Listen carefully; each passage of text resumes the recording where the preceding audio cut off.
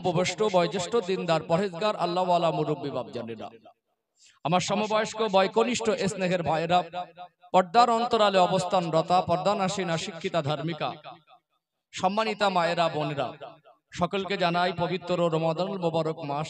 যেহেতু রমাদানুল মোবারক মাস এবং আমার অন্তরস্থল থেকে রমাদানুল মোবারক মাসেরও শুভেচ্ছা, আমার আন্তরিক শুভেচ্ছা আপনাদের প্রতি আমি জ্ঞাপন করছি। সর্বপ্রথম আমরা আল্লাহ পাকের শাহী দরবারে শুকরিয়া জ্ঞাপন করি যে আল্লাহ পাক তাহাজ্জুদের রক্তে আরামের বিছানা থেকে আলাদা করে এই পবিত্র মজলিসে আমাকে আপনাকে এখনো পর্যন্ত বসে থাকার মতো তৌফিক এনায়েত করেছেন। আল্লাহ পাকের শাহী দরবারে কৃতজ্ঞতা প্রকাশে অন্তরের অন্তরস্থল থেকে সম্মিলিত কণ্ঠে প্রাণ ভরে সমস্বরে উচ্চ আওয়াজে বলেন আলহামদুলিল্লাহ।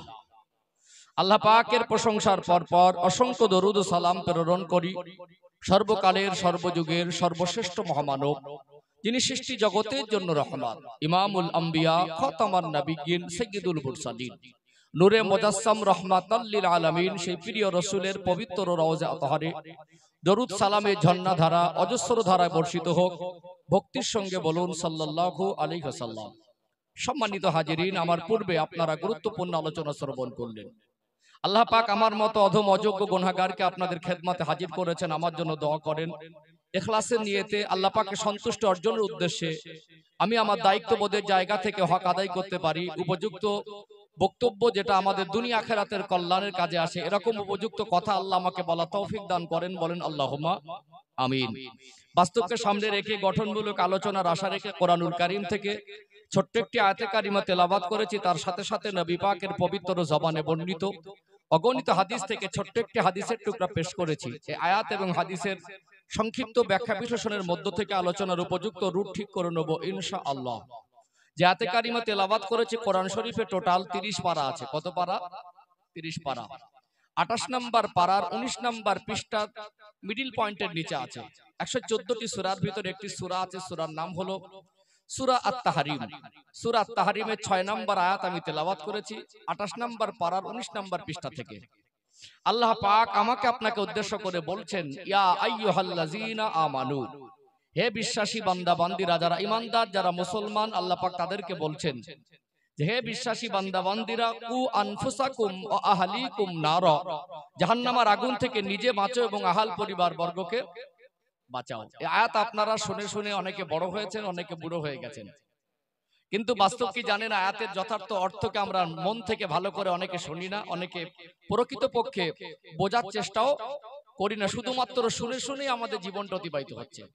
এখানে কিছু সংক্ষিপ্ত আকারে ব্যাখ্যা বিশ্লেষণের প্রয়োজন আছে না? নেই? আছে না?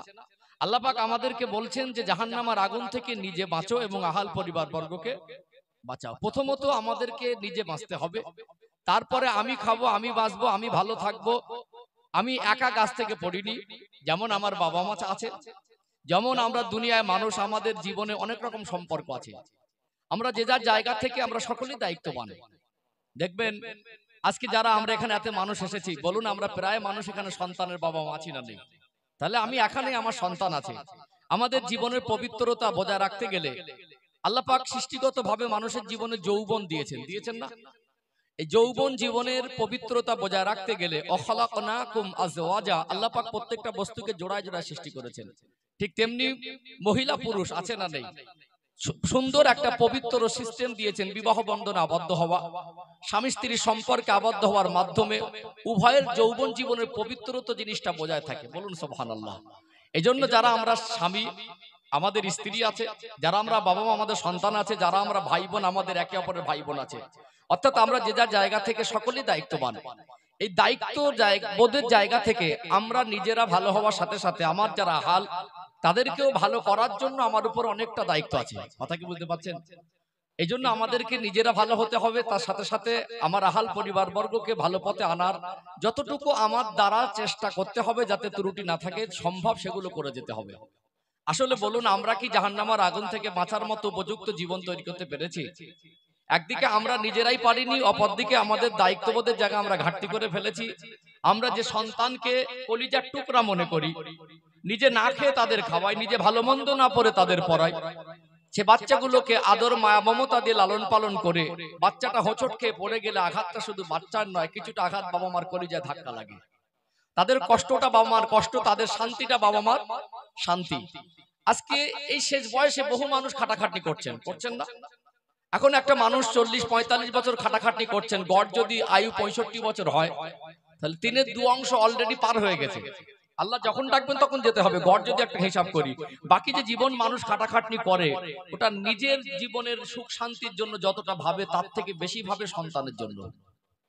একটা জমি কেনে, একটা ভালো ঘর বানায়, একটা ভালো কিছু করে, বাবা মা ওই সন্তানের সুখটা দেখে তাদের মনের একটা সুখ।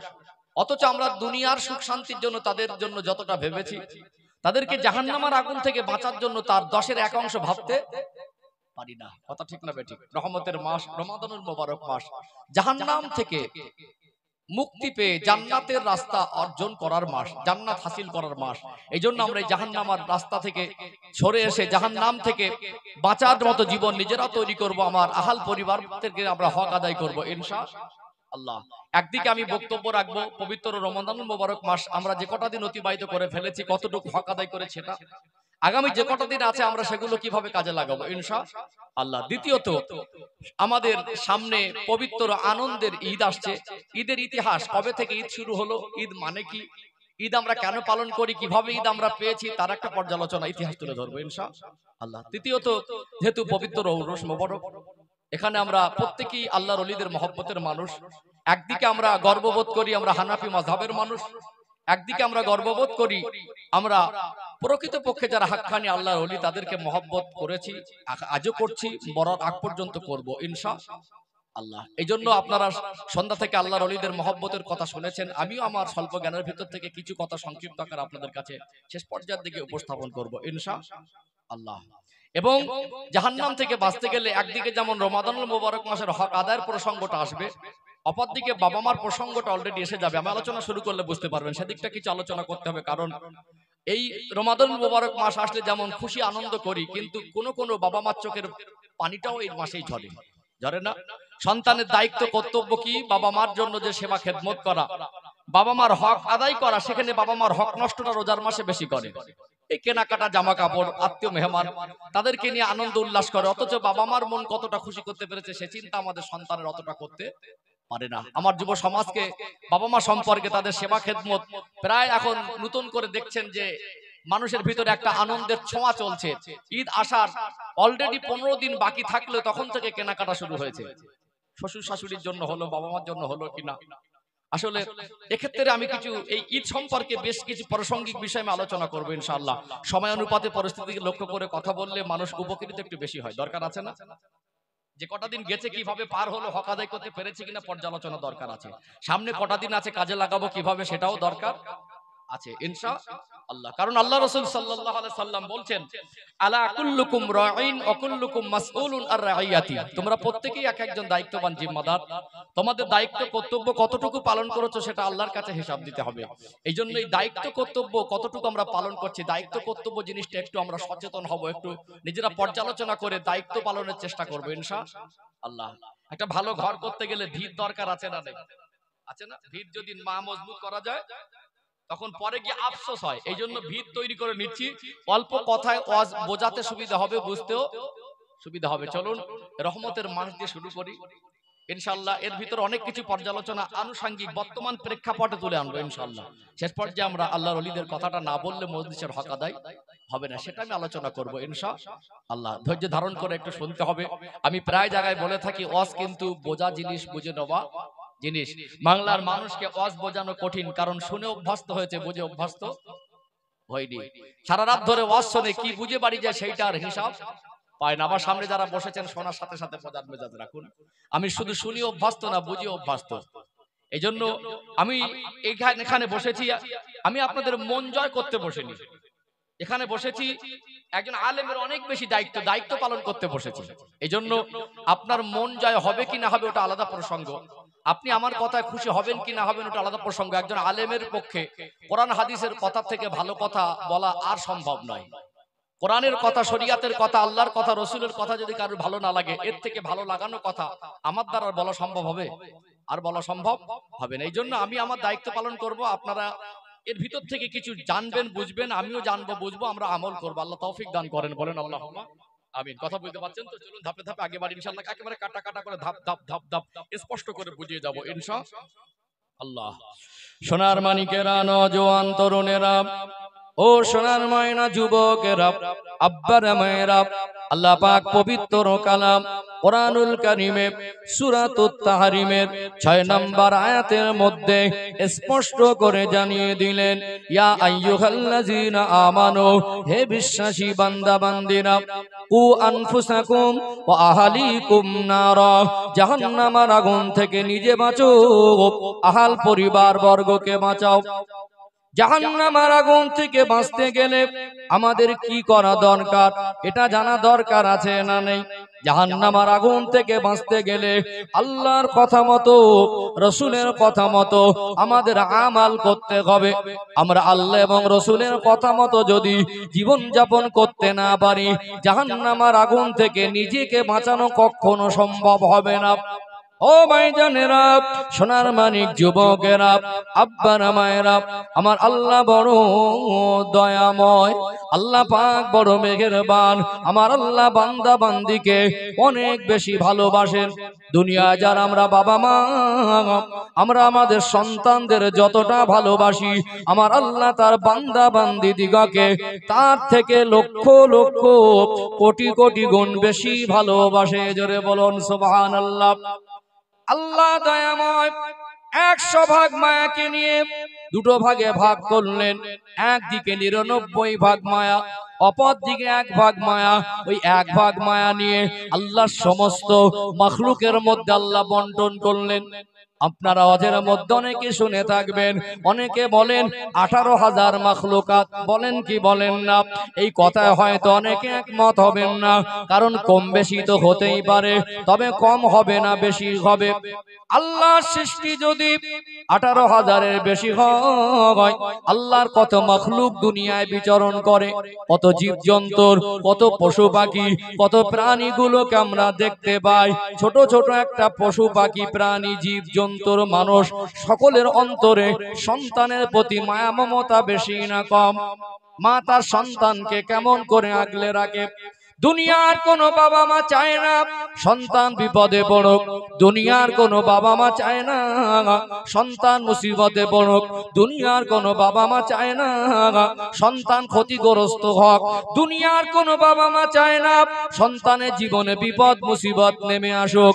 1 ভাগ মায়াকে নিয়ে আল্লাহ সমস্ত মখলুকের ভিতরে আল্লাহ বন্টন করে দেওয়ার পরে সামান্য মায়া পেয়ে যদি বাচ্চার উপরে বাবা মারা তো মায়া হয়, আল্লাহ তো তানার কাছে 99 ভাগ মায়াটা জমা রেখেছেন। আমার আল্লাহ বান্দা বান্দিকে যে পরিমাণে বেশি ভালোবাসে, বাবা মার ভালোবাসার থেকে আল্লাহর ভালোবাসা বান্দাদের প্রতি কোটি কোটি গুণ বেশি। জোরে বলুন সুবহানাল্লাহ। এই জন্য আমার আল্লাহ জাহান্নাম থেকে বান্দা বান্দিকে বাঁচানোর জন্য আল্লাহর বড় দয়া, আল্লাহর বড় করুণা, 12 মাসের মধ্যে একটি মাস দিলেন রহমতের মাস, রমাদানুল মুবারক মাস। জোরে বলুন সুবহানাল্লাহ। জাহান্নাম থেকে বাঁচার মাস, জাহান্নাম থেকে বাঁচার মাস। চলুন একটু হাদিস তুলে ধরি, ক্লিয়ার হবে ইনশাআল্লাহ। ওয়াজ শুনেছেন, শোনার সাথে একটু বোঝার মেজাজ রাখুন।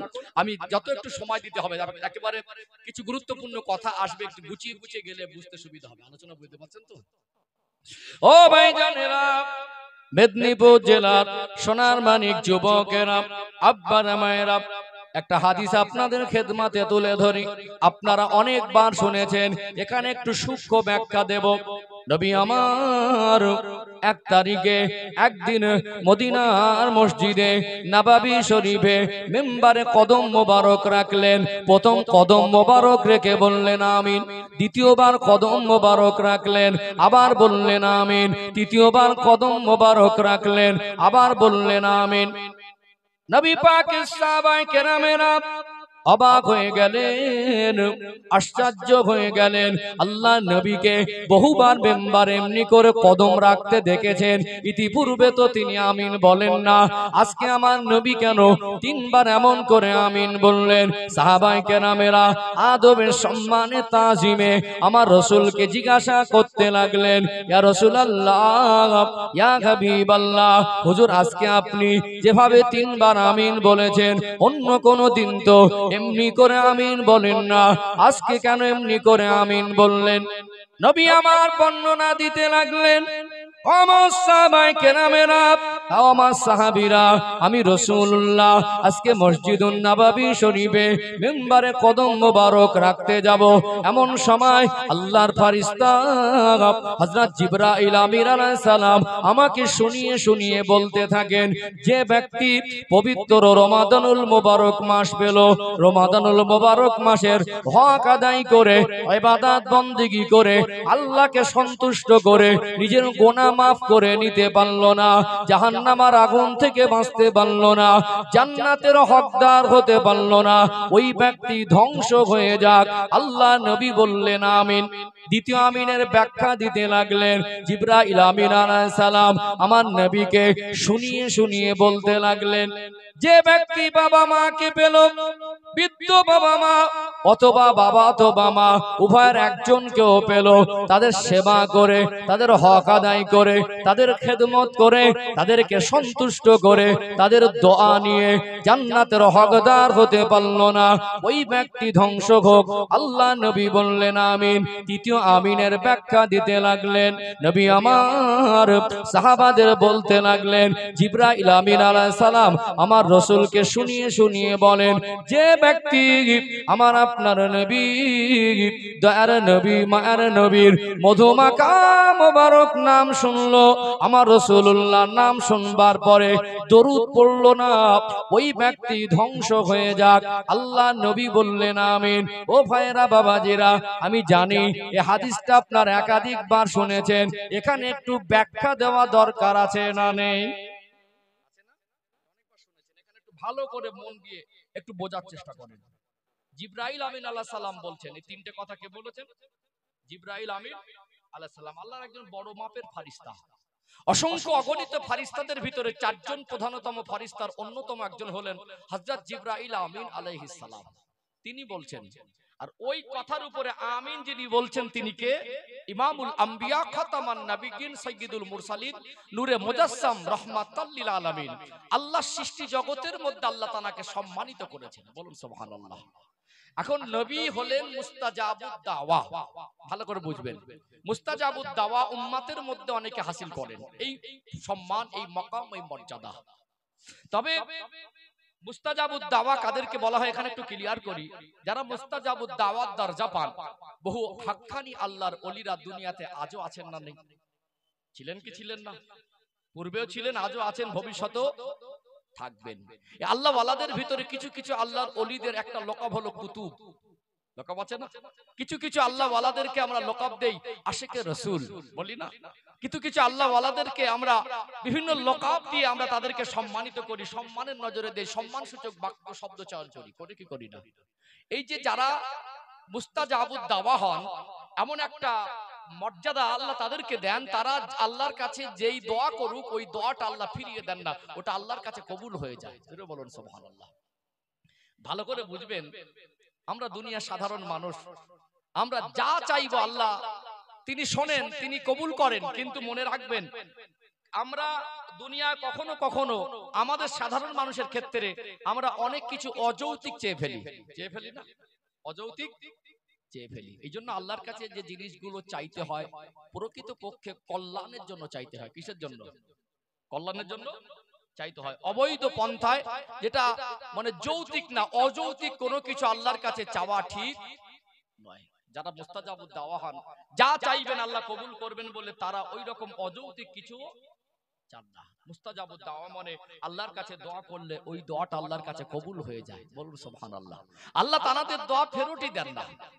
যত মুস্তাজাবুদ দাওয়া নবীর উম্মতের মধ্যে, আমার রাসূলের উম্মতের মধ্যে আছেন, স্বয়ং আল্লাহ পাক আমার রাসূলকে মুস্তাজাবুদ দাওয়া বানিয়েছেন। রাসূল যেটা দোয়া করতেন আল্লাহ সেই দোয়াটা আল্লাহর কাছে কবুল করে নিতেন। জোরে বলুন সুবহানাল্লাহ। নবীর আমিন যদি কারোর উপরে প্রয়োগ হয়, রাসূলুল্লাহর আমিন, জিবরাইল আলাইহিস সালাম দোয়া করছেন, আমার পূর্বে যিনি বক্তব্য রাখছিলেন দোয়া করলেন, আমরা সবাই কি বললাম? আমিন। ইমাম সাহেব দোয়া করে, আমরা সাথে সাথে কি বলি? আমিন। আজকাল আমি যদি একটা দোয়া চাই, আপনারা আমার সাথে সাথে বলবেন আমিন। ইনফিরাদি আর ইজতিমাই, একটা হলো একা একা দোয়া চাওয়া যায়, আবার আমরা ঐক্যবদ্ধ হয়েও দোয়া চাই। দোয়া চাই না? চাই কি চাই না? মনে রাখতে হবে। তো এই দোয়া চাওয়ার ক্ষেত্রে আমরা এই যে আমিন বলছি, একজন দোয়া চাইছেন আর আমরা আমিন বলছি। জিবরাইল আলাইহিস সালাম বলছেন আর আমিন কে বলছেন? আল্লাহর নবী, আমাদের রাসূল। পৃথিবীতে যত উম্মাত আছে, পৃথিবীতে যত নবীরা এসেছিলেন, পৃথিবীতে যত আল্লাহ সৃষ্টি আছে, সবাই যদি একত্রিত হয়ে এক জায়গায় আমিন বলেন আর আমার রাসূল যদি আমিন বলেন, আমার রাসূলুল্লাহর আমিনের সম্মান, মর্যাদা, মাকামটা আল্লাহর কাছে দামি বেশি হবে। জোরে বলুন। কোন কারণবশত, কোন কর্ম ফলে, কোন কর্মের কারণে যদি রাসূলুল্লাহর আমিন কারোর কর্মজীবনে, কারোর জিন্দেগিতে প্রয়োগ হয়, ওই আমিনকে হটানো, ওই আমিনকে কাটানো, ওই আমিনকে সরিয়ে দেওয়া আমাদের দ্বারা কি সম্ভব হবে? আমার কথা কি বুঝতে পারছেন? নবীর আমিনের থেকে এত বড় আমিন, আমার রাসূল যেখানে আমিন বলবেন, এর বিকল্প কোন পর্যায়ে রাসূলুল্লাহর আমিন হটিয়ে দেওয়া যাবে? হটিয়ে দেওয়া যাবে না। তাহলে নবীর আমিনের থেকে বড় কিছু আর আমাদের কাছে হবে না। ওর বিপক্ষে গিয়ে আল্লাহর কাছে নবীর আমিন হটিয়ে দিয়ে অন্য কেউ কোন শক্তি দিয়ে, কোন আমলের দ্বারা আল্লাহর ভালোবাসা রাসূল যতটা অর্জন করেছে, আল্লাহর রাসূলের জবানের আমিনটাকে আল্লাহ যেভাবে নেবেন, পৃথিবীর কোন মখলুকের আমিন রাসূলের ঊর্ধ্বে সেইভাবে আল্লাহ কখনো দেবেন না। কথা কি আমি বোঝাতে পারছি? বোঝাতে পারছি কি? তাহলে নবী কি বলছেন? এবার হাদিসে আমি আসি, ব্যাখ্যা দেই বিষয়টা। নবী বলছেন, যে ব্যক্তি রমাদানুল মুবারক মাস পেলেন, রহমতের মাস পাওয়ার পরে এই মাসের হক আদায় করে, ইবাদত বন্দেগী করে, আল্লাহ সন্তুষ্ট অর্জন করে, যে জান্নাতের হকদার হতে পারলো না, ক্ষমা প্রাপ্তদের অন্তর্ভুক্ত হতে পারলো না, এই কথা জিবরাইল আলাইহিস সালাম বলছেন, ওই ব্যক্তি ধ্বংস হয়ে যাক। সেখানে নবী বলছেন আমিন। তাহলে রাস্তা এখানে দুটো ক্লিয়ার হচ্ছে। কি হচ্ছে? এখন এই রহমতের মাসের হক আদায় করা, আর যদি আদায় করি কি হবে? আল্লাহ সন্তুষ্ট হবে। এই রহমতের মাসের হক আদায় করলে কি হবে? ক্ষমাপ্রাপ্তদের অন্তর্ভুক্ত হব। এই রহমতের মাসের হক আদায় করলে কি হবে? আমরা জান্নাতের হকদার হয়ে যাব। আর যদি না হয় বিকল্প কি হবে? কি হবে? নবীর আমিনটা, নবীর আমিন, আমার রাসূলুল্লাহর আমিন, তার উপরে কি হবে? প্রয়োগ হবে। কি হবে? জিবরাইল সালামের ওই কথা আর নবীর আমিনটা তার উপরে প্রয়োগ হবে। এই যদি তার জীবনে ধ্বংস নেমে আসে, দুনিয়ার ধ্বংস, কবর জগতের ধ্বংস, আখিরাতের ধ্বংস, অর্থাৎ এই ধ্বংস থেকে বাঁচানোর জন্য আমি হুজুর দোয়া করে বাঁচাতে পারবো। আমার কথা কি বুঝতে পারছেন? আমরা হাক্কানি আল্লাহর ওলিদের ভালোবাসি। আমরা কখনো কখনো আমরা জায়েজ পন্থায় তাবিজও নেই। কথা কি বুঝতে পারছেন? অনেকে তাবিজকে নিয়ে একটা অতিরিক্ত বাড়াবাড়ি ব্যবসার পর্যায়ে নিয়ে গেছে। তাবিজ নেবেন আমলকারী ব্যক্তির থেকে, স্বচ্ছ ব্যক্তির থেকে। কথা কি বুঝতে পারছেন? তাবিজ যদি একান্ত নিতে হয়, ওটা ওসিলা। ওটা কি? ওসিলা। ভালো করার মালিক আল্লাহ। আমরা কবর জিয়ারত করি, বাবা মার কবর জিয়ারত করি, আল্লাহর ওলিদেরও কবর জিয়ারত করি। কি করি? কবর জিয়ারতের অর্থ হলো কবর দেখা। কি বললাম? কবর দেখা। প্রথম শিক্ষা হলো কবরকে দেখার সাথে সাথে নিজের কবরের কথা স্মরণ করা। কি বুঝলেন? এটা প্রথম শিক্ষা। এটা কি শিক্ষা? দ্বিতীয় শিক্ষা, দ্বিতীয় শিক্ষাটা হলো যে আমরা আমাদের আত্মীয় পূর্বপুরুষ যারা চলে গেছেন তাদের জন্য মাগফিরাত কামনা করি। কবর দেখে দেখে ওখানে গেলে, এখানে বসে দোয়া করলে রাসূলুল্লাহর মাজার মুকাদ্দাসে পৌঁছায় না? সব পৌঁছায়। হযরতে আব্দুল কাদের জিলানী রাহমাতুল্লাহ আলাইহি, তিনি তরিকার ইমাম, বড় পীর নামে গোটা বিশ্ব জমিনে তার খ্যাতি আছে। আছে না নেই? আমরা তানাকে অত্যন্ত শ্রদ্ধা ভক্তি করি, তার কথা শুনি ভালো লাগে। লাগে কি লাগে না? আমরা এখান থেকে যদি তানার রুহে সওয়াব পৌঁছায়, সেটাও পৌঁছে যায়। সন্তান যদি দুবাই বসে, কুয়েত বসে, সৌদি বসে, আমেরিকায় বসে, লন্ডনে বসে বাবা মার জন্য সবরেসানি করে, সেটা পৌঁছাবে। পৌঁছাবে। কিন্তু কবরের ধারে কেন যাই? যখন কবরের ধারে যাই, বাবা মার কবরের কাছাকাছি হই, বাবা মার সেই মায়া মিশ্রিত স্মৃতিটা মনে পড়ে। আব্বা আমাকে আদর করতো, মা আমাকে ভালোবাসতো। তাদের কবরের ধারে গেলে যত অল্প সময়ে চোখে পানি আসবে, যত সহজে চোখে পানি আসবে, দূর থেকে কাঁদলে অতটা সহজে চোখে পানি আসবে না। এই জন্য কবরের ধারে গেলে সহজে কান্না আসে। কি আসে? আল্লাহ বলছেন তোমরা কাঁদো বেশি, হাসো কম। যারা বেশি হাসে তাদের অন্তরটা মুর্দা হয়ে যায়। কি হয়ে যায়? অন্তরটা মুর্দা হয়ে যায়। আল্লাহর নবী সাল্লাল্লাহু আলাইহি সাল্লাম হাসতেন, হাসিটা ছিল মুচকে হাসি। আজকে দিনে যে বেহায়া হাসি, ফেসবুকে দেখেছেন না? নিজেও হাসে, রাতের একটার সময় মোবাইল দেখতে খিলখিল করে হেসে উঠছে। মানুষের অন্তর মুর্দা করা একটা পরিকল্পনা চলছে। ফানি ভিডিওগুলো, হাসির ভিডিওগুলোকে, মানে মানুষকে হাসাতেই ব্যস্ত, কিন্তু ভালো কথা দিয়ে তাকে অনুতপ্ত করা, তার অনুশোচনার মধ্যে ডুবিয়ে দেওয়া, তাকে জাহান্নামের কথা স্মরণ করিয়ে দেওয়া, তার কবরের কথা স্মরণ করিয়ে দেওয়া, তাকে পরিবর্তন রাস্তা দেখিয়ে দেওয়া, এইরকম কথা, এরকম বিষয় আমাদের সামনে কম আসে। কথা ঠিক না বেঠিক?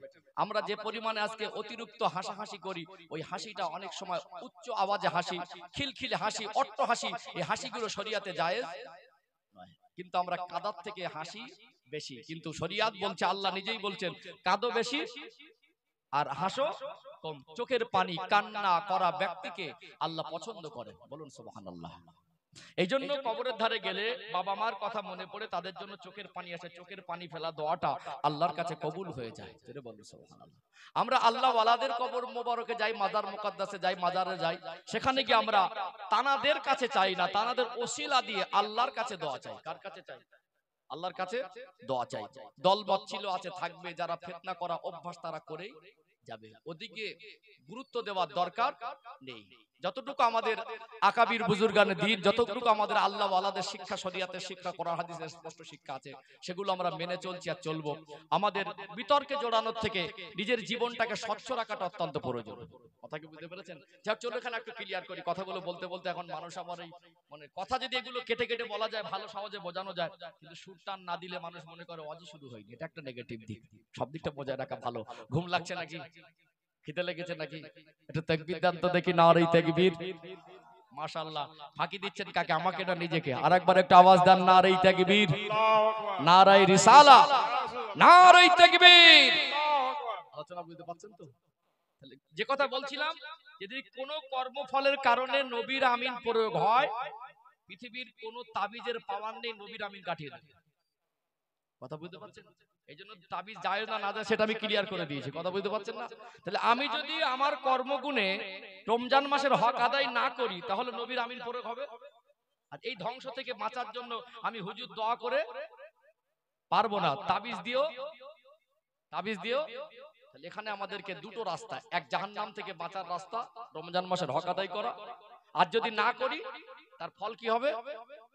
নবীর আমিন প্রয়োগ হবে। দ্বিতীয়ত, বাপ মা যাদের আছে তাদের বাপ মার হক আদায় করা, আর যদি না করে তো কি হবে? নবীর আমিন, নবীর আমিন প্রয়োগ হবে। কিন্তু আমরা এই দুটো আমলে অনেকে পিছিয়ে পড়েছি। একটা আমল সবাই করি। আল্লাহ রাসূল সাল্লাল্লাহু আলাইহি সাল্লামের মধুমাখা নাম মোবারক শুনে আমরা কি বলি? সাল্লাল্লাহু। অনেক দরুদ আছে, নামাজে দরুদ পড়ি, ওটাও দরুদ। আল্লাহুম্মা সাল্লি আলা সাইয়্যিদিনা মাওলানা মুহাম্মদ, আমরা এটা যেটা পড়ি এটাও দরুদ। অনেক রকম দরুদ হাদিস শরীফ থেকে সাবিত প্রমাণিত আছে, কিন্তু সাল্লাল্লাহু আলাইহি সাল্লাম এটাও একটা দরুদ। এটা একটা ছোট্ট দরুদ, কারণ শর্টে অল্প সময় বলা যায়। এই জন্য নবী পাকের নাম মোবারক যখনই শুনবো, সঙ্গে সঙ্গে আমাদেরকে কি করতে হয়? এই আমলটা সবাই করি, কিন্তু রোজার মাসের হক আদায় আর বাবা মার সেবা যত্ন, এই দুটো জিনিস ক্লিয়ার করা দরকার আছে না নাই? আমি বলছিলাম না, এতদিন শুনেছেন, এইভাবে গুরুত্ব দিয়ে বোঝার চেষ্টা করেছেন। দুটো রাস্তা, এক ক্ষমা আর না হয় ধ্বংস। এক ক্ষমা, আপনার কাছে ক্লিয়ার কোনটা বাঁচবেন? ক্ষমার রাস্তা ধরবেন না ধ্বংসের রাস্তা যাবেন? এখানে একটু ক্লিয়ার হওয়া দরকার আছে না?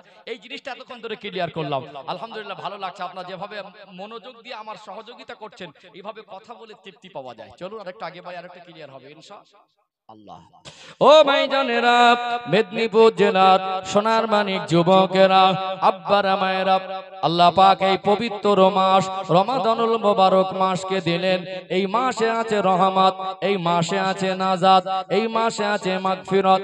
আল্লাহ পাক এই রমাদানুল মোবারক মাস দিলেন 12 মাসের মধ্যে শ্রেষ্ঠ মাস।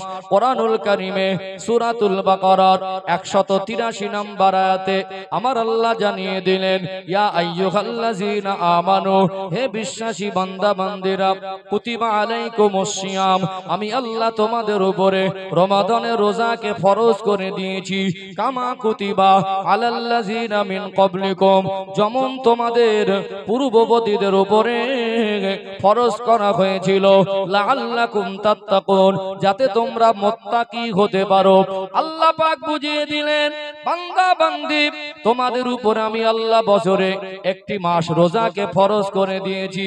দ্বিতীয়ত আল্লাহ পাক বলছেন যেমন তোমাদের পূর্ববর্তীদের উপরে ফরজ করা হয়েছিল, যার অর্থ পৃথিবীতে আল্লাহ পাক যুগ যুগ ধরে অসংখ্য গণিত নবী রাসূল পয়গম্বর আলাইহিমুস সালাম দিগকে পাঠিয়েছেন। আল্লাহ বোঝাতে চেয়েছেন অন্যান্য নবীর উম্মতের উপরেও আল্লাহ রোজাকে ফরজ করেছিলেন। শেষের বাক্যটা অত্যন্ত দামি। সূরাতুল বাকারার 183 নম্বর আয়াতে আল্লাহ পাক জানিয়ে দিলেন লাআল্লাকুম তাত্তাকুন, যাতে তোমরা মুত্তাকি হতে পারো, অর্থাৎ রহমতের মাস, এটা মুত্তাকি হওয়ার মাস। আল্লাহ যদি বলেন লাআল্লাকুম তাত্তাকুন, যাতে তোমরা মুত্তাকি হতে পারো, তার মানে নিঃসন্দেহে এই রমাদানুল মুবারক মাসে মুত্তাকি হওয়ার অপশন আছে না নেই? অর্থাৎ মুত্তাকি হওয়ার জন্য অপশনগুলো একটু যদি আমরা জানতে পারি, আমরা যদি রহমতের মাসের হক আদায় করার চেষ্টা করি, নিশ্চয়ই আমরা পারবো। চলুন এখানে একটু শরীয়তের ব্যাখ্যাগুলো ক্লিয়ার করে দেই। আল্লাহ দয়াময় কোরআনুল কারীমে 114টি সূরা দিলেন। দ্বিতীয় নাম্বার সূরা, সূরার নাম সূরাতুল বাকারা। এটা কোরআন শরীফের সবথেকে বড় সূরা। এতে 286টা আয়াত আছে। সর্বশেষ আয়াত 286 নাম্বার আয়াতের সূচনায় আল্লাহ পাক বলছেন লা ইউকাল্লিফুল্লাহু নাফসান ইল্লা উসআহা। ওরে আমার বান্দা বান্দি, আমি আল্লাহ তোমাদেরকে যা কিছু আদেশ আর নিষেধ করেছি, বলুন তো আমাদের জীবনে আল্লাহ এবং রাসূলের আদেশ নিষেধ আছে না নেই? কোনটা হারাম, কোনটা হালাল, কোনটা করণীয়, কোনটা বর্জনীয়, কোনটা নেকি, কোনটা গোনাহ, কোন কাজ করলে জান্নাতে যাওয়া যাবে, কোন কাজ করলে জাহান্নামে যেতে হবে, এটা আমরা সবাই জানি কি জানি না? এক কথা, আমরা মুসলমান, আমাদের উপরে আল্লাহ এবং রাসূলের আদেশ নিষেধগুলো আল্লাহ যা দিয়েছেন, আল্লাহ সেই বিষয়ে বলছেন লা ইউকাল্লিফুল্লাহু নাফসান ইল্লা উসআহা। বান্দা বান্দি, তোমরা যেটা পারবে না, তোমাদের দ্বারা যেটা হবে না, এরকম হুকুম আমি আল্লাহ তোমাদেরকে একটাও দেই না। এখানে আরেকটু আপনাদের বুঝিয়ে দেই। বলুন তো দেখি, 100 ভাগ মায়ার মধ্যে আল্লাহ 99 ভাগ মায়া তানার কাছে রেখেছেন, 1 ভাগ মায়া আল্লাহ সমস্ত মাখলুকের মধ্যে ভাগ করে দিয়েছেন। আজকে যারা সন্তানের বাবা মা, আপনি কি আপনার সন্তান যেটা পারবে না, তার থেকে ভারী বোঝা বাবা মা হয়ে সন্তানের মাথার উপরে চাপিয়ে দিতে পারবেন? কোন বাবা মা কি পারবে একটা 5 বছরের বাচ্চার মাথায় 50 কিলো বোঝা চাপিয়ে দিতে? পারবে কি? বরং একটু বেশি হয়ে গেলে কষ্ট তার যতটা না হয়, বাবা মা তার থেকে বেশি হয়। কোন বাবা মা কি পারবে একটা 7 বছর 8 বছরের বাচ্চা জেদ করছে যে আব্বা আমি বাজারে যাব, মা আমি বাজারে যাব, জেদ করে না, কান্নাকাটি এত জেদ করছে, মা অতিষ্ঠ হয়ে বলছে একটু বাচ্চাটাকে বাজারে নিয়ে গেলে কি হয়, নিয়ে যাও না। অনেক সময় আমরা আদর করে নিয়ে গেলাম, ছেলেটার বয়স তখন 10 বছরও না। ক বছর না? 25 কিলো চাল কিনলেন, বাড়িতে চাল কিনে খেতে হয়। 25 কিলো চাল কিনে আপনি বাপ হয়ে ওই 10 বছরের বয়সও না, 7-8 বছর বয়স ওর মাথায় চাপিয়ে দিতে পারবেন? আপনি যদি সামান্য মায়া পেয়ে, সামান্য কিঞ্চিত মায়া 1 ভাগ দিয়ে আল্লাহ সমস্ত মাখলুককে ভাগ করে দিলেন, ওই কিঞ্চিত মায়ার কারণে আপনি আপনার সন্তানের মাথার উপরে ওই বোঝাটা আপনি যদি চাপাতে না পারেন, আল্লাহ আমাদেরকে এত বেশি ভালোবাসেন, আল্লাহ কোন হুকুম আমাদের উপরে বোঝা হিসেবে চাপিয়ে দিতে পারেন? এক কথায় ইসলামে যা আদেশ নিষেধ আছে, এটা আমাদের জন্য বোঝা নয়, আমরা অপারকার আল্লাহ চাপিয়ে দিয়েছেন, এরকম একটা হুকুম ইসলামের মধ্যে নেই। তার মানে রোজা যদি আল্লাহ ফরজ করেন, সেটা আমরা পারবো, আমাদের দ্বারা হবে। কিন্তু আমরা যারা রোজা রাখি না, পারবো না বলে নয়, হবে না বলে নয়, বরং আমরা ইচ্ছা করে বদমাইশি করে রাখি না। কেন ধ্বংস, এখানে একটু ক্লিয়ার করে দেওয়া দরকার আছে না নেই? চলুন খুব সংক্ষিপ্ত আকারে কয়েকটা কারণের উপর রোজা ফরজ না, এইটা ক্লিয়ার করে দেই। কারণ এই কয়েকটা দিন আমাদের ভিতর থেকে অতিবাহিত হয়ে গেছে, অলরেডি 2 অংশ চলে গেছে, আর 1 অংশ বাকি। এটা যারা হক কতটুকু আদায় করেছেন তারও পর্যালোচনা হিসাব হয়ে যাবে। বাকি এখান থেকে বিবেক জাগ্রত করে বাকি 10টা দিন অন্তত কাজে লাগাবো ইনশাআল্লাহ। চলুন এখানে আল্লাহর হুকুম যে আমাদের উপরে বোঝা না, এটা একটু ক্লিয়ার করে দেই ইনশাআল্লাহ। আল্লাহ। ও ভাইজানেরা, সোনার মানিক যুবকেরা, আব্বারা মায়েরা, খুব বিস্তারিত আলোচনার সময় পাবো না, খুব সংক্ষেপে বলছি, এখানে একটু অল্প কথায় বুঝে নেন। আল্লাহ পাক আমাদের উপরে রোজা বলেন, নামাজ বলেন, হজ বলেন, কোরবানি বলেন, পর্দা বলেন, আল্লাহর কোন আদেশ নিষেধকে বোঝা হিসেবে চাপিয়ে দেয় নাই। এটা আল্লাহ নিজে বলেছেন কোরআন শরীফে সূরা আল বাকারা সর্বশেষ আয়াতে। এখানে একটু ব্যাখ্যা দেই, পরিষ্কার হয়ে যাবে। আল্লাহ পাক আমাদের মধ্যে যারা অতিরিক্ত অসুস্থ, সত্যিকারে যদি অসুস্থ হয়, আল্লাহ জানেন কি জানেন না, অতিরিক্ত অসুস্থ মানুষের উপরে রোজা ফরজ নয়। এখানে আর একটা মাসালা বলে দেই, একটা গর্ভবতী মা, একজন ডক্টর যদি বলেন মা রোজা রাখার কারণে ওই বাচ্চার জীবনের ক্ষতি হতে পারে, কোনো ক্ষতির আশঙ্কা বা ঝুঁকি থাকতে পারে, সেক্ষেত্রে গর্ভবতী মা ওই সময় রোজা না রেখে পরবর্তী সময় কাজা করতে পারবে। মুসাফির যারা হয়, মুসাফির মানুষ, আপনারা ভালো করে জানেন ৭৮ কিলোমিটার এভারেজ সময়, ৭৮ কিলোমিটার অতিক্রম রাস্তা যদি বাড়ির থেকে নিয়ত করে যদি ৭৮ কিলোমিটার অধিক রাস্তা অতিক্রম করার জন্য বেরিয়ে যায়, এলাকা ছাড়লে মুসাফিরের হুকুম এসে যায়। অথবা আপনি চলে গেলেন ৭৮ কিলোমিটার প্লাস বেশি রাস্তা, সেক্ষেত্রে আপনার উপরে মুসাফিরের হুকুম এসে যাবে, সেখানে নামাজ কসর হয়ে যায়। জোহরের ৪ রাকাত ফরজ নামাজ ইচ্ছা করে আপনাকে ২ রাকাত পড়তে হবে। ও ভাইরা বাবাজিরা, আসরের ৪ রাকাত ফরজ নামাজ ওটা ২ রাকাত করে কসর করে পড়তে হয় কি হয় না? মনে রাখবেন, একজন মুসাফির ব্যক্তি ওই সময় তার উপরে রোজা ফরজ নয়, চাইলে সে অন্য সময় কাজা করে দিতে পারবে। তারপরে দেখবেন একটা বাচ্চা মায়ের দুধ পান করে, ওই বাচ্চাটা মার দুধ পান করে, ওই বাচ্চাটার জন্য আল্লাহ রিজিকের মালিক মার স্তনে রিজিক বরাদ্দ করেছেন। যদি মা রোজা রাখার কারণে মায়ের স্তনে দুধের অংশ কমে যায়, বাচ্চার কষ্ট হওয়ার আশঙ্কা থাকে, সেখানে একটা মা ওই পরিস্থিতিতে রোজাটা কাজা করতে পারবে। বলুন তো দেখি, আমার আল্লাহ কি বোঝা হিসাবে চাপিয়ে দিয়েছে? নিষ্পাপ ছোট ছোট বাচ্চা, ওই বাচ্চাগুলো একেবারে ছোট নাবালিক অবস্থা আছে, আল্লাহ তাদের উপরে রোজা ফরজ করেন নাই। সুস্থ সবল সাবালক সাবালিকাদের জন্য আল্লাহ রোজা ফরজ করেছেন। আজকে আপনাদের মাজুরিয়া গ্রামে বলুন, কি মহিলা কি পুরুষ, কি বৃদ্ধ কি জওয়ান, কি তরুণ কি যুবতী, আমরা কি সকলে ঠিক মতো রোজা পালন করছি?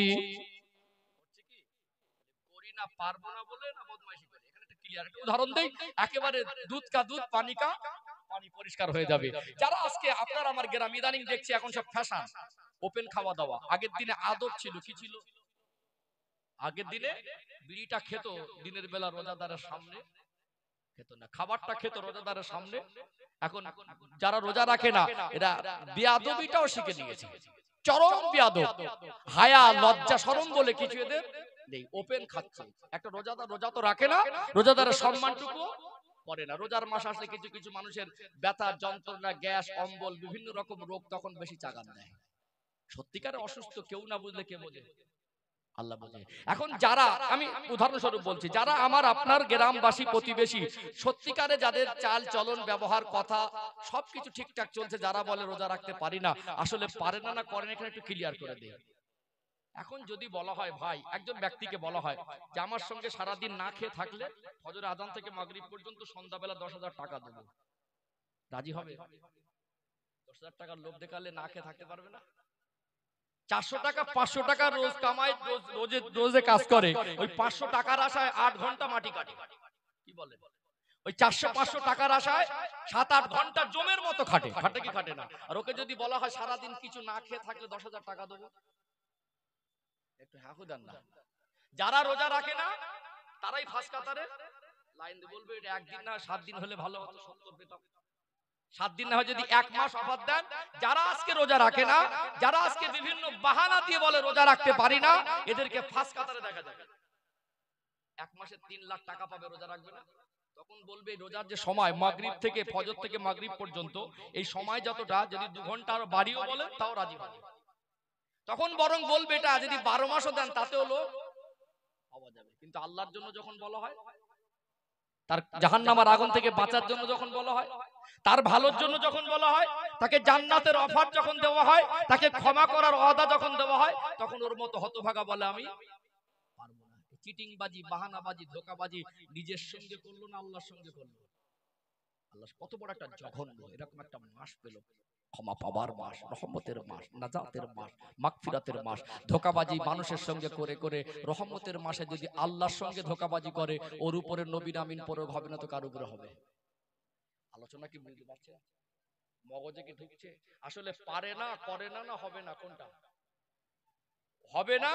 না করে না, না মোট কিছু করতে পারবে না? আসলে পারবে, হবে, কিন্তু মানুষ এক কথায় যেটা টাকার জন্য মানুষ করে, আল্লাহর জন্য সেটা করতে চায় না, তখন বাহানাবাজি করে, ধোঁকাবাজি করে। এই ধোঁকাবাজিটা আল্লাহর কাছে চরম এক ধোঁকাবাজি। এই জন্য আল্লাহ আমাদেরকে এই পবিত্র রহমতের মাসে বাকি দিনগুলোকে রহমতের মাসের হক আদায় করার তৌফিক দান করেন, বলেন আল্লাহুম্মা আমিন। কি যুবক ভাইরা যারা এখানে আছো, ইনশাআল্লাহ আমরা সবাই রোজা রাখবো তো ইনশাআল্লাহ কাল থেকে? বলেন ইনশাআল্লাহ। দরকার আছে না নেই? এখানে আল্লাহ যা কিছু আদেশ আর নিষেধ করেছেন সব আমাদের ভালোর জন্য। কিসের জন্য? আমাদের ভালোর জন্য। রোজা রাখার ভিতরে একটা বড় হুকুম হলো, নিশ্চয়ই কষ্ট হয়, তবে এতটা কষ্ট নয় যে আমি রাখতে পারবো না, বরং এর থেকে বেশি কষ্ট আমরা টাকার জন্য করি। করে কি করি না? এর থেকে বেশি কষ্ট আমরা টাকার জন্য করি। এইটুকু মনে রাখবেন, আমরা 11 মাস আমাদের শরীরের যে বিভিন্ন অঙ্গ প্রত্যঙ্গ পার্টস গুলোকে আল্লাহ নিয়ামত স্বরূপ দিয়েছেন, আমরা অখাদ্য কুখাদ্য আল্লাহ যেগুলো নিষেধ করেছেন সেগুলোর ভিতরে ঠেসে ঠেসে ঠেসে ঠেসে একে অকেজো করে ফেলি।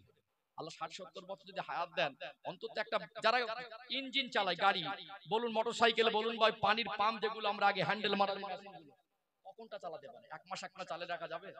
একটা সময় ইঞ্জিন শেষ হবে। মাঝে মাঝে একটু রেস্টের প্রয়োজন হয় কি হয় না? তাহলে মাঝে মাঝে 11 মাস খেয়েছি, মদ নিষেধ করেছে সেটা দিয়েছি, বুঝতে পারছেন না? কিছু মানে নেশার কঠিন নেশার দ্রব্য গাঁজা নিষেধ করেছে, সে তার ধোঁয়া ঢুকিয়েছি। অনেক জিনিসপত্র যেগুলো নিষেধ সেগুলো আমরা চেপে চেপে, আর আমরা তো সুন্নাত তরিকায় খাই না, চেপে চেপে খাই। খায়ও বদনামও করতে কম করে না। কোনো আমন্ত্রণ বাড়ি গিয়ে দেখবেন কিছু মানুষের তো স্বভাব অভ্যাস হয়ে গেছে, যতই ভালো করে রান্না করেন তার ভিতরে খুঁত ধরবে। এই ঝাল কম হয়ে গেছে, কখন ঝাল বেশি হয়ে গেছে, কখন একটু তেল বেশি হয়ে গেছে, কখন একটু হলুদ কম হয়ে গেছে, কিছু না কিছু। অথচ আবার বলবে সামনে থেকে কিছু দিয়ে, আর 2 পিস দিয়ে, মানে খেতেও কম করবে না আর বদনাম করতেও ছাড়বে না। যা খাবে চেপে চেপে খায়। কি খায়? কি খায়? চেপে চেপে খায়। আল্লাহর নবী সাল্লাল্লাহু আলাইহি সাল্লাম পেটের অংশটাকে 3 ভাগ করতেন। এক ভাগ খাবার দিয়ে ভর্তি করতেন, এক ভাগ পানি খেতেন, আর এক ভাগ খালি রাখতেন। অথচ আমরা সেই সুন্নতি পদ্ধতি তো পালন করি না। খেতে খেতে খেতে খেতে একটু ফাউ মাল ভালো মন্দ পেলে সেটা কত অবধি? গলা অবধি। কত অবধি? বদনামও করবে আর গলা অবধি চেপে চেপে খাবে। আজকে জাপানের একজন বিখ্যাত বিজ্ঞানী, সে এই রোজাকে নিয়ে গবেষণা করে নোবেল পুরস্কার পেয়েছে। অটোফেজি আবিষ্কার করেছে। কি করেছে? অটোফেজি, যেটাকে একটা মানুষ যখন এই রোজা অবস্থায় থাকে, পানি খাদ্য যখন সারাদিন না খেয়ে থাকে, শরীরের যে হজম শক্তির যে কোষ, হজম শক্তির যে কাজ করে, 11 মাস একটানা তাকে জিরোতে দেয়নি। সকালে খেয়েছি, দুপুরে খেয়েছি, বিকালে খেয়েছি, সন্ধ্যা খেয়েছি, যা ওর জন্য বোঝা সেটা চাপিয়ে দিয়েছি, রেস্ট নেই। যখন এই হজম শক্তির কোষগুলো খাবার হজম করার কিছু না পায়, সে নিজে নিজে রিসাইকেল করে। যারা সাদ্দাম ভাইয়ের একটা দোকান আছে, কম্পিউটারের দোকান, কম্পিউটার একটা অপশন আছে রিসাইকেল বিন, আছে না? একটা জিনিস এখন প্রায় মোবাইলেও আছে, ডিলিট করে দিলে পার্মানেন্টলি ডিলিট একটা অপশন থাকে, আর একটা রিসেন্টলি ডিলিট একটা অপশন থাকে। ফার্স্ট টাইম ডিলিট করে দিলে পার্মানেন্টলি না করলে ওটা একটা রিসাইকেল বিনে গিয়ে জমা থাকে, থাকে কি থাকে না। অর্থাৎ এখানে এই হজম শক্তি যে কোষগুলো যখন এর একটু রেস্ট পায়, যখন এর হজম করার জন্য কিছু না পায়, সে নিজে নিজে নিজের ভিতরে আবর্জনাগুলোকে পরিষ্কার করে একটু রেস্ট দিয়ে তার হজম শক্তি, নিজের শক্তিটাকে সঞ্চয় করে, মানে হজম শক্তি বৃদ্ধি করে। আল্লাহ যতদিন হায়াত দেন, সুস্থ থাকতে গেলে তাকে মাঝে মাঝে রেস্ট দেওয়া দরকার আছে। বিজ্ঞান আজকে চিকিৎসা বিজ্ঞান মেনে নিতে বাধ্য হয়েছে, রোজা রাখার ভিতরে মানুষের শারীরিক উপকারিতা আছে, সে সন্দেহের অবকাশ নেই। যাদের হাই সুগার, মাতব্বারি করে নিজেরা, ডক্টর যেটা মানা করে জোর করে খেলে সুগার যদি কন্ট্রোলে না রাখে, যাদের হয়েছে তারা বুঝতে পারছে এর ইফেক্ট চোখে আসবে, এর ইফেক্ট বিভিন্ন অঙ্গ প্রত্যঙ্গে আসবে। একটা সময় কিডনি ড্যামেজ হবে, একটা সময় লিভার ড্যামেজ হবে, অল্প সময়ে মানুষটা বিছানা সজ্জা হয়ে যাবে। যাবে কি যাবে না? আজকে জ্বালায় পড়ে অসুস্থ হয়ে গিয়ে ডক্টরের কথা মানার জন্য ব্যতিব্যস্ত হচ্ছে, কিন্তু আল্লাহ তাকে সুস্থ থাকার জন্য যে ফর্মুলা দিয়েছে সেটা মানুষ মানতে চায় না। মাঝে মাঝে এমন কঠিন রোগে পড়ে 50 বছরের রোজগার জমা করা পয়সা 5 দিনে ঠাঁই, 5 দিনে ঠাঁই, 50 বছরের জমানো পয়সা 5 দিনে, তারপরে সুস্থ হব বেঁচে থাকবো বলে সব শেষ করে দেয়। 50 বছর রোজগার করেছে 5 দিনে। মানুষ কত নির্বোধ, মানুষ কত বোকা। 50 বছর কষ্টের টাকা 5 দিনে ব্যয় করে দেয়। বয়স 60, আর 2 বছর 3 বছর বাঁচবে কিনা গ্যারান্টি আছে। তারপরে মানুষ ওই 50 বছরের জমানো পয়সা ব্যয় করে সুস্থ হওয়ার জন্য। কিন্তু আল্লাহ তাকে সুস্থ থাকার জন্য যে ফর্মুলা দিয়েছে সেটা মানুষ ফ্রি পয়সায় মানতে 5 লাখ টাকা খরচা করে সুস্থ কিনবে এ আশা করে ছোটে, কিন্তু আল্লাহ তাকে সুস্থ থাকার জন্য ফ্রি ফর্মুলা দিয়েছে, এটা মানুষ। আমাদের মতো কত বড় নির্বোধ, বুঝতে পাচ্ছেন? আলোচনা কষ্ট পাচ্ছেন নাকি? বুঝতে পাচ্ছেন? দেখুন, একটা একটা হুকুম আদেশগুলো যদি আমরা ইসলাম জিনিসটাকে বুঝতে পারি, আমাদের জন্য আমল করা সহজ হবে। আর যদি বুঝতে না পারি, আমাদের জন্য আমল করা সহজ হবে না। রহমতের মাস তো বিশ্বাস করুন, আমি যে কটা দিন অন্তত চলে গেছে যে কটা দিন আমার সামনে যারা বসেছেন, অন্তত আমরা ক্ষমা প্রাপ্তদের অন্তর্ভুক্ত হতে পারি। আল্লাহ যেন আমাদেরকে ওই দলভুক্ত করে দেন, তার জন্য এখানে বসেছি। এই মাসটা আমরা আগামীতে কে পাবো আর কে পাবো না, এই গ্যারান্টিটুকু আমাদের। আমি আবারও বলছি, আমি আপনাদের মন জয় করার জন্য কথা বলছি না। হাসানো কথা আছে, কাঁদানো কথা আছে, ফোলানো কথা। একজন বক্তা যদি মনে করেন সামনে যারা বসে আছেন এদেরকে খুশি করব, বাহাত কা খেল, মাঝে মাঝে দু একজন বলে, ডায়লগ দেয়, বাহাত কা খেল। একজন বক্তা শ্রোতার খুশি করা কোনো ব্যাপার না, বিভিন্ন কথা দিয়ে খুশি করা যায়। অথচ এখানে আমি বসেছি, আপনাদের কি দিলাম, আপনারা কি পেলেন? আল্লাহ আমার এই বক্তব্যে কতটুকু খুশি হচ্ছে, আদিও আমি ইসলামের হক আদায় করতে পারছি কিনা, আপনারা আমাকে কত ভালো মানুষ মনে করছেন। ওহ, হুজুর একটা ভালো জামা পরেছে, মাথা একটা টুপি দিয়েছে, হুজুরের জন্য একটা বড় সিংহাসনের চেয়ার দিয়েছেন। আপনারা আমাকে যে পরিমাণে বড় ভালো নেক মানুষ মনে করছেন, আদিও আল্লাহর কাছে আমি পছন্দের দিনদার নেককার হিসেবে, আলেম হিসেবে, মোকাদ্দির বক্তা হিসেবে আমি গণ্য হতে পেরেছি কিনা, এটা আমার কাছে 100% সন্দেহ। কথা কি বুঝতে পারছেন? এই জন্য বাপজিরা ভাইরা, আমরা যেটা মন চায় সেটা করব না, আল্লাহ এবং রসুলের কথা মতো চলবো। এর ভিতরে আমাদের দুনিয়া আখিরাতের কল্যাণ আছে না নেই? আছে না? আলোচনা কষ্ট পাচ্ছেন নাকি? ঘুম লাগছে? আমি একটু বুঝিয়ে তো অভ্যাস, তো এই জন্য আমি বোঝানো কথা বলছি। কালে একেবারে চোখ বন্ধ করে টেনে টেনে দিয়ে যেতে পারতাম। দেখেছেন আমার একটা কমি আছে, আমি গজল বলে অভ্যাস তো না। আমি এসেছিলাম আপনাদের নবী দিবসে, মনে পড়ে আমার, এটা আমি কমই বলতে পারেন। আমি ছোট থেকে গজল বলে অভ্যস্ত, বলতে পারলে তো বলেই দিতাম। একটু অ্যাডজাস্টিং করে নেবেন, অসুবিধা হচ্ছে নাকি? তাকবীর দেন তো, নারাই তাকবীর। আর একটু প্রাণ ভরে নারাই তাকবীর। আমি বিষয়টা রোজাটা বোঝাচ্ছিলাম, বুঝতে পারছেন তো? একটু ক্লিয়ার করি ইনশাআল্লাহ। ও ভাইজানেরা, সোনার মানিক যুবকেরা, আব্বারা মায়েরা, আপনারা জ্ঞানী শিক্ষিত মানুষ, তাহাজ্জুদে রক্তে বসে আছেন। ধোঁকা দিতে দাসিনি, এটা ধোঁকা দেওয়ার জায়গা নয়। আমি দায়িত্ব পালন করতে বসেছি। একটু গভীরভাবে ইসলাম জিনিসটা যদি বোঝার চেষ্টা করেন, আল্লাহ যে আমাদের কত ভালোবাসেন, আল্লাহর হুকুমগুলো যদি আমি আপনি বুঝতে পারি, নিশ্চয়ই আমার আপনার জন্য আল্লাহর হুকুম মানাটা সহজ হয়ে যাবে কি যাবে না? আল্লাহর হুকুম মানাটা সহজ হয়ে যাবে। কেমন রহমতের মাস, এই মাস আসলে আল্লাহ শয়তান ইবলিশকে শিকল দিয়ে বেঁধে দেন। এই মাস আসলে আমার আল্লাহ জান্নাতের দরজা উন্মুক্ত করে দেন। এই মাস আসলে আমার আল্লাহ জাহান্নামের দরজা বন্ধ করে দেন। এই মাসে আমার আল্লাহ কোরআনুল কারীমকে নাজিল করেছেন। আল্লাহ পাক কোরআন শরীফে বলছেন, শাহরু রমাদানাল্লাযী উনজিলা ফীহিল কোরআন, নিশ্চয় আমি আল্লাহ এই কোরআনুল কারীমকে এই রমাদানুল মুবারক মাসে নাজিল করেছি। এটা কোরআন নাজিলের মাস। আল্লাহ বলছেন মুত্তাকি হওয়ার মাস। একটু মুত্তাকি হওয়ার কয়েকটা অপশন আপনাদের বলে দেই। শয়তানের ধোঁকায় পড়ে মানুষ, শয়তানের প্রবঞ্চনায় পড়ে অনেক খারাপ কাজ করে ফেলে কি ফেলে না? ওই শয়তান ইবলিসকে আল্লাহ বেঁধে দেয় 11 মাস। শয়তানের ধোঁকায় পড়ে, অসৎ সঙ্গ দোষে পড়ে একটা মানুষ, তার জীবনের একটা বদ অভ্যাস হলো গালাগালি দেওয়া। বলুন তো, যত মানুষ এখানে আমরা আছি, এখানে কি কেউ বলতে পারবেন আমরা জীবনে কাউকে গালাগালি দেইনি? এখানে কেউ কেউ কম আর কেউ কেউ বেশি। আজকে আমাদের কিছু সোনার মানিক যুবককে দেখা যায়, চেহারা ভালো, জামা কাপড় ভালো, দেখলে মনে হয় খুব ভদ্র সম্ভ্রান্ত পরিবারের ছেলে, হঠাৎ রেগে গিয়ে এত জঘন্য ভাষায় গালি দেয়। ওই গালি শুনে মনে হবে গালাগালিতে পিএইচডি করেছে। এই গালাগালি দেওয়া মানুষ আজও আমাদের সমাজে আছে না নেই? আছে না? কিছু হলে অনার্থক বাজে বাজে ভাষা বলে। আমাদের কিছু চাচিমা ভাবি আছে, কেউটা সবের থেকে বিষ বেশি। ও গালাগালি শুরু করলে দম লায় না, আছে না?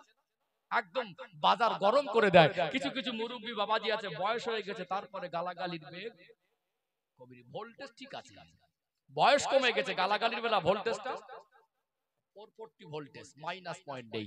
আচ্ছা বলুন তো, গালাগালি আমার নবী কি দিয়েছেন? গালাগালি দেওয়া কি জায়েজ? তাহলে 11 মাস আমরা অসৎসঙ্গ দোষে পড়ে গালাগালি দেই।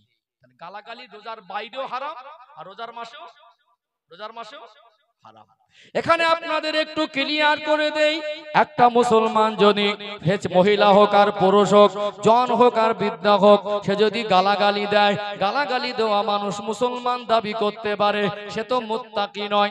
অর্থাৎ রহমতের মাস, এই মাসে আল্লাহ অন্যান্য নবীর উম্মতের উপরে আল্লাহ রোজা ফরজ করেছিলেন, আর এই মাসে আল্লাহ আমাদের উপরে রোজা ফরজ করেছেন। ও ভাইরা বাবাজিরা, অন্যান্য নবীর উম্মতের মধ্যে আল্লাহ এমন হুকুম করেছিলেন, রোজার মাসে, রহমতের মাসে আল্লাহ দয়াময় তাদের রোজা দিয়েছিলেন। রোজা রাখা অবস্থায় তারা কথা বলতে পারতেন না, রোজা রাখা অবস্থায় তারা জবান বন্ধ করে থাকতে হতো। যদি সহজে বোঝাতে চাই, বলুন, আমরা যারা 5 ওয়াক্ত নামাজ পড়ি, আমরা যারা নামাজ সম্পর্কে জানি, নামাজের নিয়ত করে সালাম ফেরানোর আগ মুহূর্ত পর্যন্ত আপনি কি দুনিয়ার কোনো কথাবার্তা বলতে পারবেন? বলতে পারবেন না, এটা আমরা সবাই জানি। নামাজ পড়তে পড়তে দুনিয়ার কোনো কথাবার্তা যদি বলে, জবান থেকে যদি কেউ কথাবার্তা বলে, এমন কি যদি নিজের ইচ্ছায় কোরআন হাদিসও পড়বে, সেটাও পড়তে পারবে না। নামাজের নিয়মটা নিয়ম অনুসারে চলতে হবে। নামাজ ইমামের পিছনে ইক্তেদা করে পড়ছেন, ওখানে আপনি জোরে একটা হাদিসও পড়তে পারবেন না, তাহলে আপনার নামাজটা বাতিল হয়ে যাবে কি যাবে না? নামাজ অবস্থা আমাদের জন্য শরীয়তের বিধান, আমরা কথা বলতে পারি না। ঠিক অন্যান্য কোন নবীর উম্মতের উপরে আল্লাহর আদেশ ছিল, রোজা রাখা অবস্থায় তারা কথা বলতে পারত না। আমার আল্লাহর বড় দয়া, আল্লাহর বড় করুণা, আমার আপনার নবী, দয়ার নবী, মায়ের নবীর উম্মতের জন্য আমার আল্লাহ কথা বলাটাকে জায়েজ করে দিয়েছেন। তার মনে গালাগালি তো জায়েজ না, যুগলখড়ি করা জায়েজ না, পরচর্চা করা জায়েজ না। ও ভাইরা বাবাজিরা, মিথ্যা কথা বলা জায়েজ না। এমনি তো রোজার বাইরেও জায়েজ নয়, কিন্তু রহমতের মাসে যখন আপনি রোজা রাখবেন, আপনার ক্ষুধা আপনাকে মনে করিয়ে দেবে আপনি রোজাদার, আপনার পিপাসা আপনাকে মনে করিয়ে দেবে আপনি রোজাদার। যখনই পেটে ক্ষুধা লাগে, যখনই পানি পিপাসা লাগে, বলুন তো দেখি, ওই সময় যে আমি রোজাদার, এই কথাটা মনে পড়ে কি পড়ে না? যখন আপনার ক্ষুধা, আপনার পিপাসা মনে করিয়ে দেবে আপনি রোজাদার। অন্য নবীর উম্মতের উপরে আপনার যখন রোজা আল্লাহ ফরজ করেছিলেন, তারা দুনিয়ার কথাবার্তা বলতে পারতো না। আল্লাহ কথা বলা আমাদের জন্য অনুমতি দিয়েছেন, তার মনে গালাগালি দিতে পারবো না, গীবত করতে পারবো না, পরচর্চা করতে পারবো না, মিথ্যা বলতে পারবো না। এই 4টে বদ অভ্যাস আমাদের প্রায় মানুষের ভিতরে আছে। একজন মানুষ রোজা থাকা অবস্থায় ওই মানুষটা সহজেই 4টে জিনিসকে ত্যাগ করতে পারবে কি পারবে না? যদি আল্লাহ আপনাকে আমাকে কোনোদিন মক্কা মদিনা নিয়ে যায়, বিশ্বাস করুন, মক্কা মদিনা এই চোখ দিয়ে যারা দেখেছে, আল্লাহর কাবা ঘরকে আমি দেখেছি, আমার এই চোখ দিয়ে আল্লাহ দেখিয়েছেন। পৃথিবীতে আপনি আপনার চোখ দিয়ে জীবনে যা কিছু দেখেছেন, সব থেকে দামি জিনিস হলো আল্লাহর পবিত্র কাবা ঘর আর রাসূলুল্লাহ চেহারা মোবারক। জোরে বলুন, জোরে বলবেন না? এই চোখ দিয়ে যে আল্লাহর কাবা ঘর দেখলো, এই নিয়ামত ভাষায় বলে বোঝানো সম্ভব নয়। যদি কোনোদিন আল্লাহ দোয়া করবেন, আল্লাহর কাছে আশা করুন, আল্লাহ কোথায় কোথায় বেড়াতে গেলাম, কত দূরে গেলাম, দার্জিলিং এ, গ্যাংটকে, দীঘায়, কোথাও কোথাও বেড়াতে গিয়ে, কত পার্কে, কত দুনিয়ার বিভিন্ন আনন্দ উল্লাসের জায়গায় গিয়ে কত কিছু দেখে এসে বন্ধু বান্ধবের কাছে গল্প করি। আল্লাহর কাছে বলবেন, আল্লাহ মরণের আগে একবার জীবিত অবস্থায় ইহরামের কাপড় আল্লাহ আমাকে আপনাকে যেন পরার তৌফিক দান করেন। বলেন আল্লাহুম্মা আমিন। কেউ যদি ইহরামের কাপড় পরে আল্লাহর কাবা ঘরের মাথাবে কাবায় যদি তওয়াফ করতে থাকে, ওখানে কেউ গালাগালি দিতে পারবে? মনে পড়বে আমি আল্লাহর কাবা ঘর তওয়াফ করছি, ইহরাম অবস্থায় আছি, ওখানে কারোর উপরে টর্চার করে রাগে ধাক্কা ধুকে দিতে পারবে? এরকম চিত্র দেখাও। আপনি যতক্ষণ মসজিদে আছেন, মসজিদে থাকলে আপনার তো খেয়ালটুকু থাকে আমি মসজিদে আছি। অনেক সময় আমাদের মসজিদে মিটিং বসে একটু ভুল বোঝাবুঝি, হাঁকা চেল্লা বেঁধে যায়। একজন রাগী রক্তটা মানুষ বলে, মসজিদ বলে তোকে কিছু বলিনি, তার মানে মসজিদের মধ্যে আছে, ওর খেয়াল আছে। পারিবারিক ব্যাপার, অনেক সময় ভুল বোঝাবুঝিতে একটু অশান্তি ঠোকাঠুকি হয় না? ঝগড়া হয় না? এখন এই দুই জায়ের মধ্যে হিংসা বেশি না কম? শোনা অনেক সুন্দর সাজানো গোছানো পরিবেশ, আর আল্লাহ ওয়ালাদের মহব্বতে একটা আন্তরিক টান, সেই ভালোবাসায় একটু বৃষ্টি হলেও রহমতের মাসে আপনারা একটু মন খারাপ করেছেন নাকি? আল্লাহ পাক একটু রহমতের বৃষ্টি দিয়েছেন, তাতে কি হয়েছে? এখনো তো ঠান্ডা ভাবে বসে আছি, যদিও কয়েকদিন একটু হালকা গরম পড়ছিল, একটু বৃষ্টি হয়েও আমাদের বসাটা সুবিধা হয়ে গেছে আলহামদুলিল্লাহ। তো রাত ভারী হচ্ছে, রহমতের মাস, দোয়া কবুলের মুহূর্ত। এখানে আমাকে বসিয়েছেন, এই জায়গাটা হলো যোগ্য ব্যক্তিদের জায়গা। এইখানে বসেছি, এই জায়গাটা হলো যোগ্য ব্যক্তিদের জায়গা। এখানে বসলে দায়িত্ব অনেক বেশি হয়। সব থেকে বড় জিনিস, আমি আপনাদের কি দিয়ে যেতে পারবো আর আপনার আমার থেকে কি পাবেন, এই হিসাবটুকু যেন মেলে। আমার সামনে যারা বসেছেন, পরবর্তী সময় বসবেন, আমি নেমে যাবার মুহূর্তে প্রত্যেকটা মানুষের যেন মনে হয় আজকে পবিত্র মজলিস থেকে কিছু পেয়েছি, কিছু নিয়ে বাড়ি যাব ইনশাআল্লাহ। আমি একদম মেপে কথা বলি, দলিল ভিত্তিক কথা বলি। রহমতের মাসে আমরা অবস্থান করছি, রহমতের মাস আমরা পেয়েছি। সব মিলিয়ে আমরা এই সব দিকের পরিস্থিতি খেয়াল রেখে উপযুক্ত বায়ান বক্তব্য রুট ঠিক করে নেব ইনশাআল্লাহ। আশা করি আপনারা আমার ভালোবাসার সাথ দেবেন, এতক্ষণ দিয়ে এসেছেন আর শেষ পর্যন্ত থাকবেন। থাকবো তো ইনশাআল্লাহ? ইনশাআল্লাহ। আউযু বিল্লাহি মিনাশ শাইতানির রাজীম। বিসমিল্লাহির রহমানির রহিম।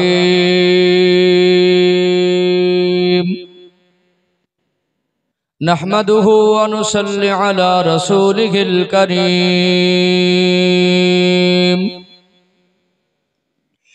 আম্মা বা'দু ফায়া আইয়ুহাল হাদিরুনা রাহিমাকুমুল্লাহ।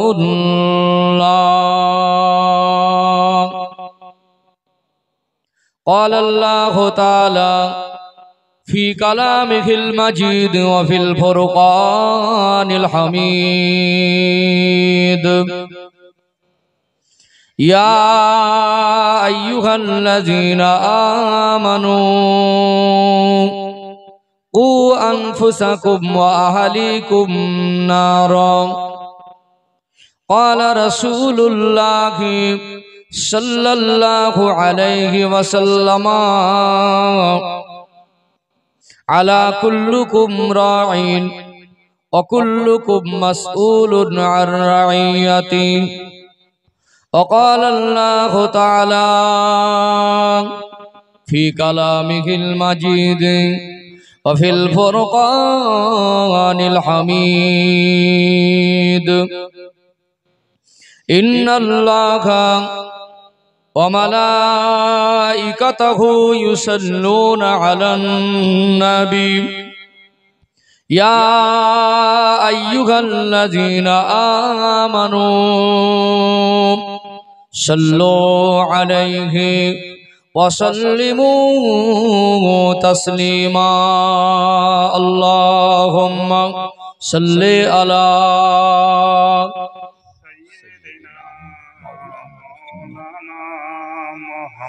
وعلى آل سيدنا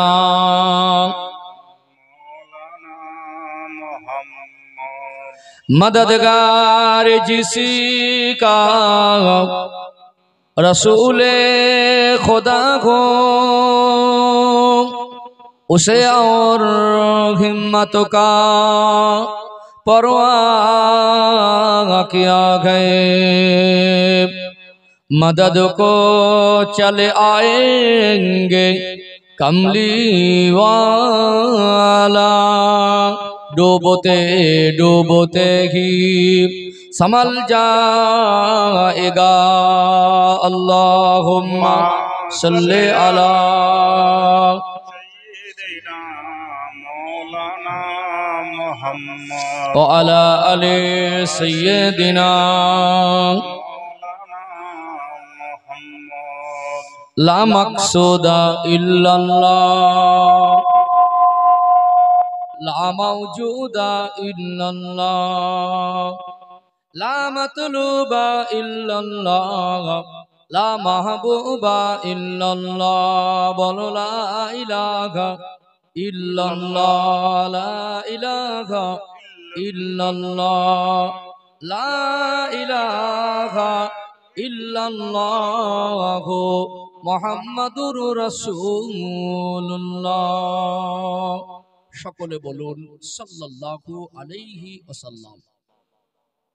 সম্মানিত উপস্থিতি, প্যারা হাজিরানে মজলিস, বিশেষ করে এই মাজুরিয়া গ্রামে আজকে জানাকে কেন্দ্র করে পবিত্র মজলিস ঔরস মোবারক হযরত আকবর শাহ দেওয়ান জি রহমাতুল্লাহ আলাইহির 52তম বাৎসরিক ঔরস মোবারকের নির্বাচিত নির্ধারিত সম্মানিত সভাপতি সাহেব, মাজুরিয়া গ্রামের মসজিদের সম্মানীয় ইমাম সাহেব, এই ঔরস মোবারকের যারা আয়োজক কমিটি সাহেবানগণ, মুআজ্জাজ মুহতারাম উলামায়ে কেরাম,